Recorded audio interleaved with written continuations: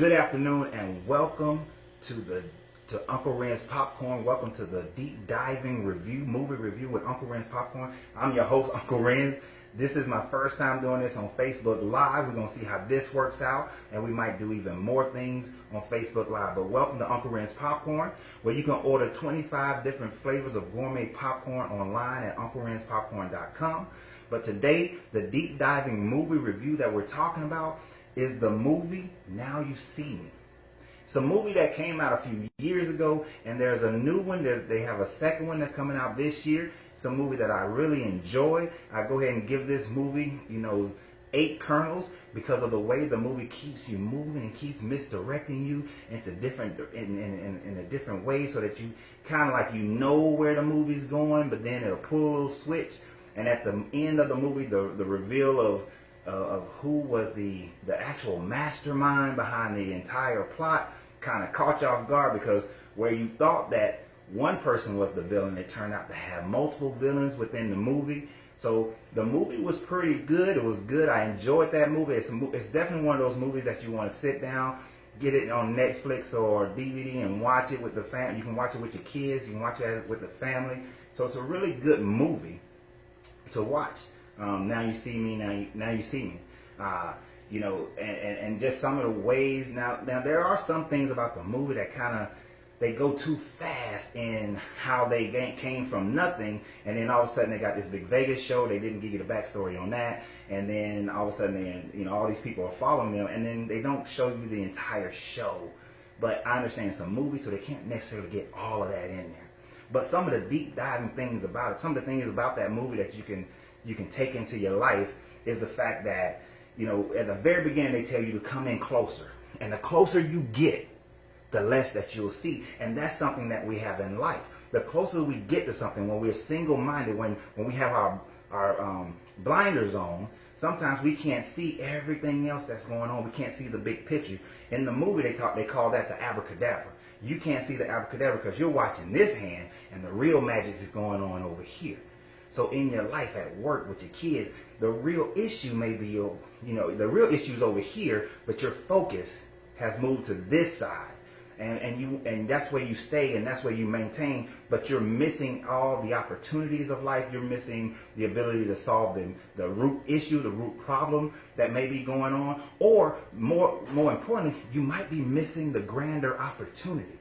You might be missing the grander opportunity.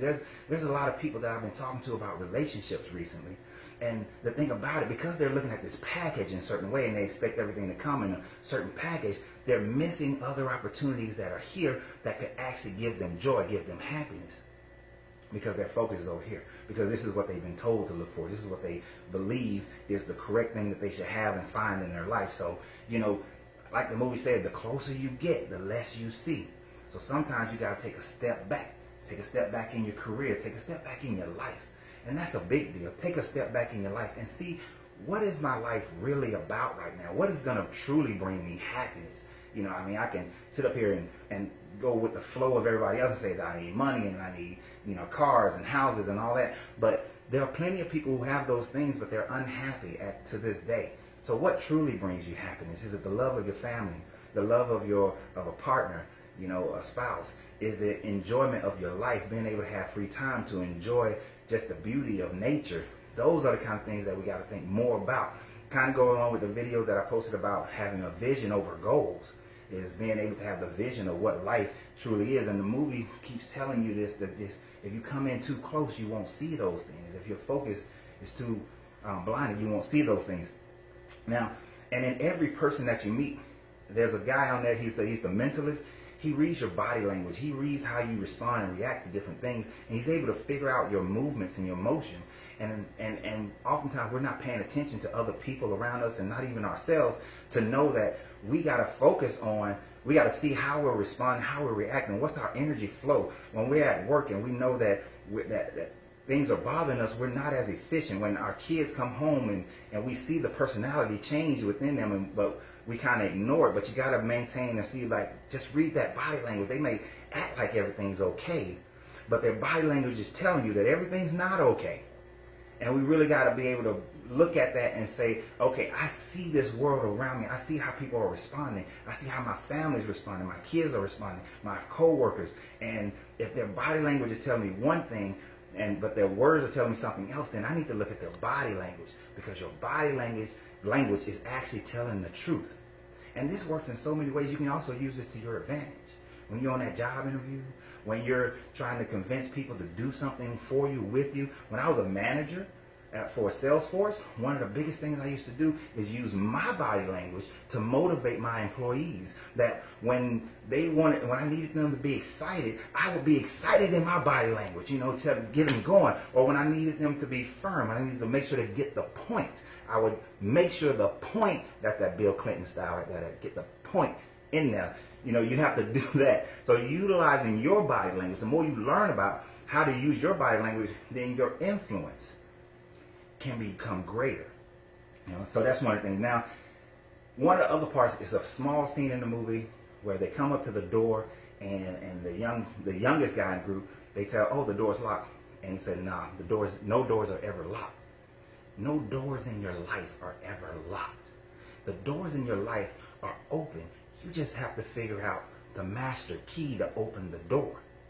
You see, we're trying to mimic, and as modeling other people is great, but sometimes you have to look at the model of other people and say that worked for them, but that's them and their personality. That's the natural way they move through life. But my natural way of moving through life is different than theirs, so I can't necessarily open this door with the same key that they open the door with.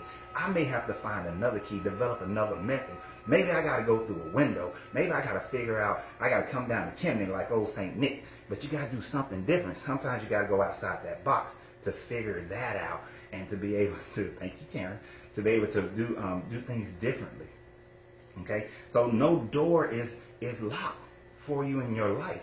And then oftentimes especially when it comes to religious group, they'll say, well, the door is locked, so it must not be for you. That oftentimes is misdirection. And in the movie now, you see me, misdirection is occurring the entire time. And politics, misdirection. Companies, misdirection.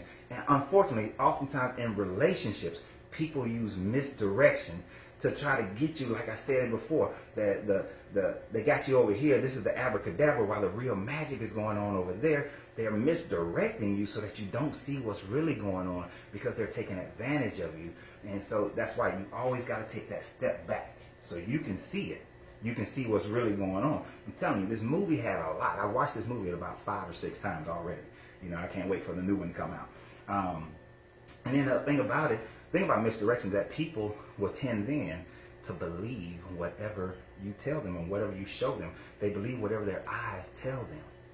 You have those moments where your gut is telling you one thing, but your eyes are seeing something else. Now, in wisdom, it talks about how if you're seeing with your 2 eyes, you need to learn to see with your 1 eye, so that you have focus. Your 1 eye is your gut. Your 1 eye is your vision. Your 1 eye is that 3rd eye. If we went scientific, we could talk about a pineal gland, but that is where your vision comes from. And the people who lack vision, of course, they will be destroyed. So you got to have that single eye must be open, and it must be clear, and go with your gut in order to figure out how you should move in life. Because when you watch the movie, it continuously talk about the eye. The eye. This is a special organization where only those chosen and have proven themselves can enter it.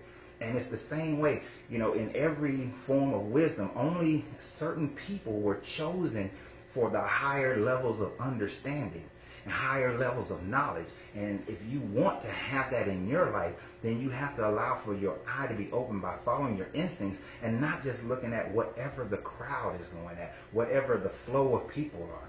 You may have to swim upstream. You may have to be like the Nile River, which is the only river that flows north. All other rivers flow south. So where everybody else might be walking this path, you might have to take a different path, because you are not like everyone else. You are different. You are you, and you must follow in your natural way of things. And one of those things is when you know who you are and you're flowing correctly. One of the magic tricks that was done that they talk about was how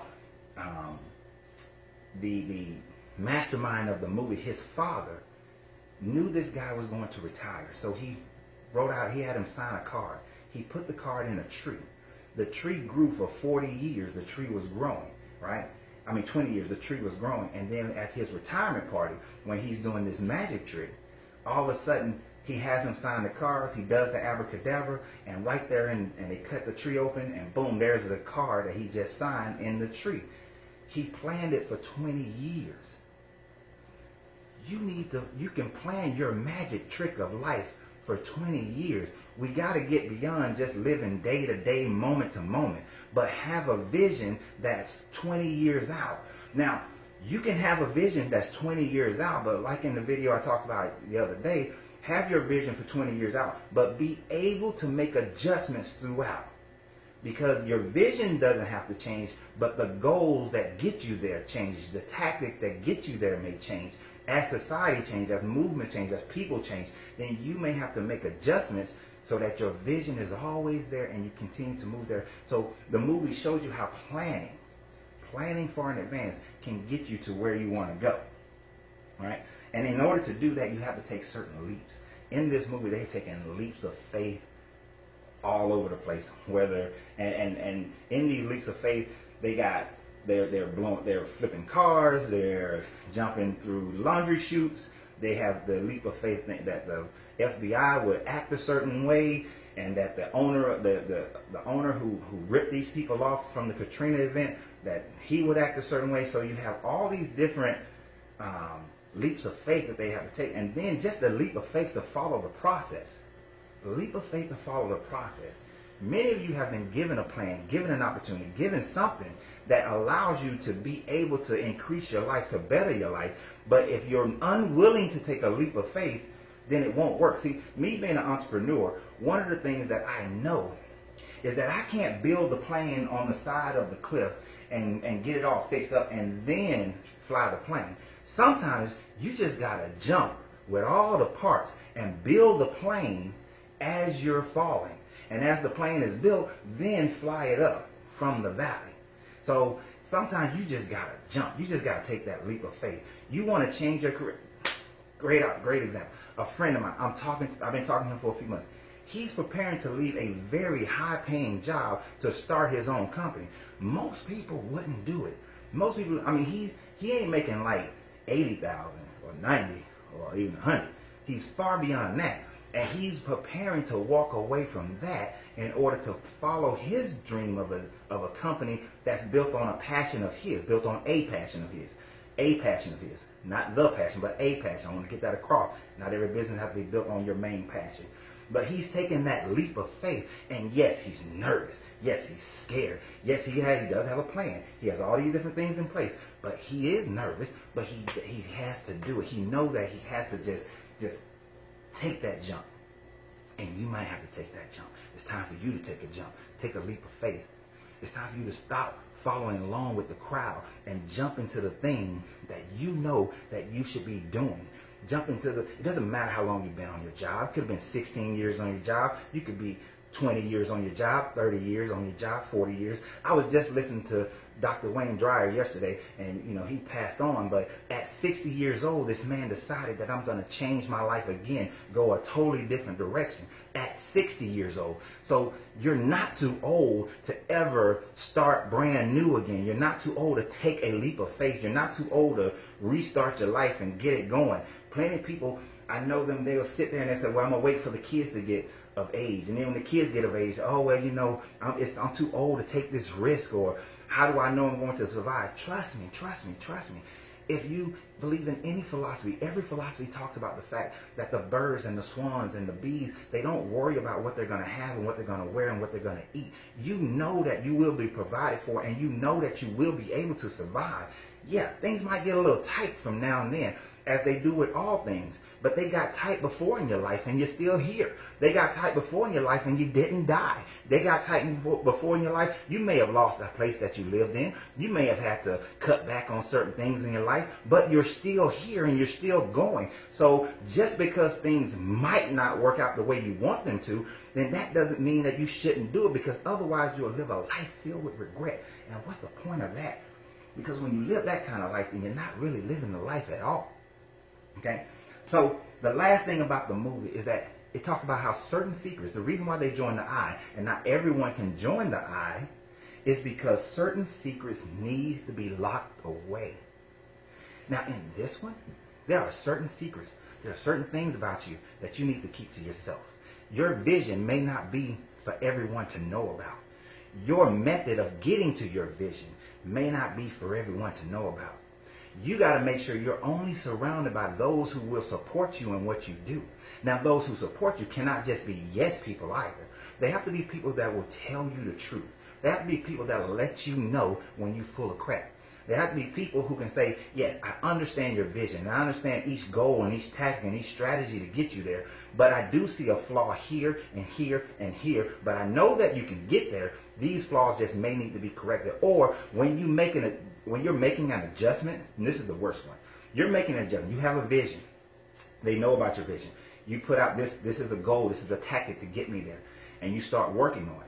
Now, it may not be working the way you want to, so you have to pivot and turn.